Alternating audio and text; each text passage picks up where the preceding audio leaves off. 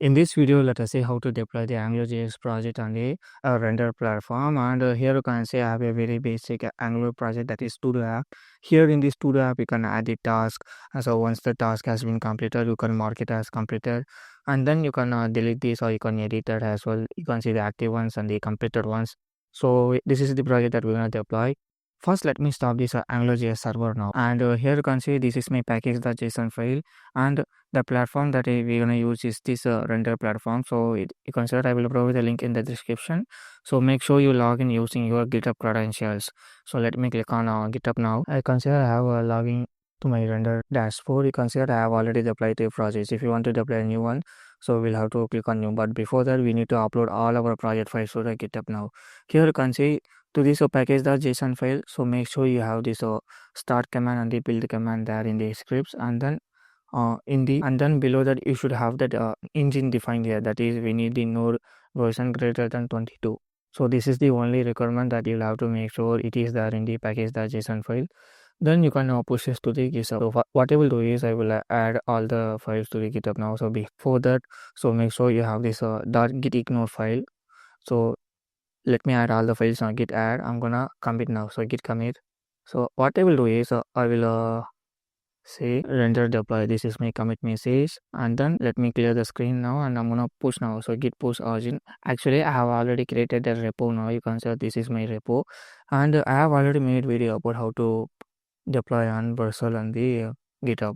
So what I will do is I will create a separate branch for deploying on render. So let me create a new branch now instead of pushing directly. So I'm gonna say git branch. Currently we are on the Angular Vercel branch. I'm gonna create a new branch called the render deploy, and I'm gonna push on the branch. So git push origin -u, and I'm gonna deploy on the render deploy branch. So now we have successfully pushed to the GitHub now. So what I will do is I will go to GitHub, and let me check now. Here you can see we have the new branch that we have just created now, and we have all the files over here. So let's go to the render platform now, and here click on new now and select the static site.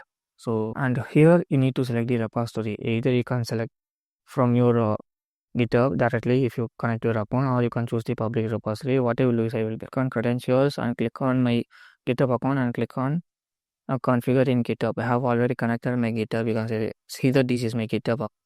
So let me click on credentials, and let me click on configure in GitHub, and let me select my GitHub account. Here you need to give access to the repository.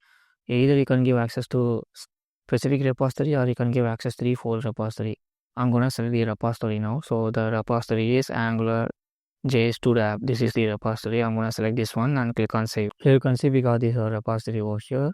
Let me click on that, and then it will give us a new page now. You can say here you can change the name if you want. I'm gonna simply say to app, and then we need to select the branch. The branch that we have created just now is the render deploy.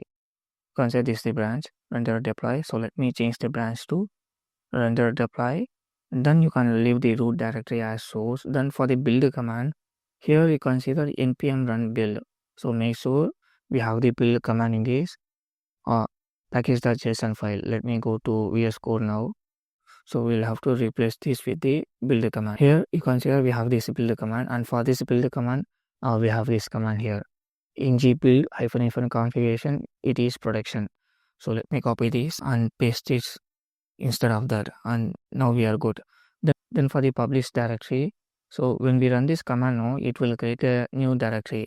So let me run the command now, ng build. You can say it is building the static files for us. Here you can see it is building, right? So once it is built now, it will give us a new folder called it dist. Here you can see it has successfully built, and we got a new folder as well. You can say this. So under that this we have the to app, and under the to app we have the browser folder. You can say, let me open this in the file explorer, and here you can say we have a dist folder. Inside that we have to app, and inside the to app we have browser. So inside the browser we have the index.html file. So we'll have to provide a path to this.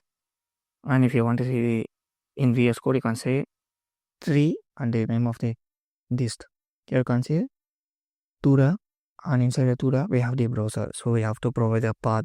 So this inside the this we have the to app. So inside the to app we have the browser. So this is the path for the published directory. So this is very important. That's why showing you repeatedly. So now if you have any environment variables, you can also set up here, and finally click on deploy static site. Here you can see it starts cloning the repository, and then it will build the project for us. You don't have to do anything, you just have to wait.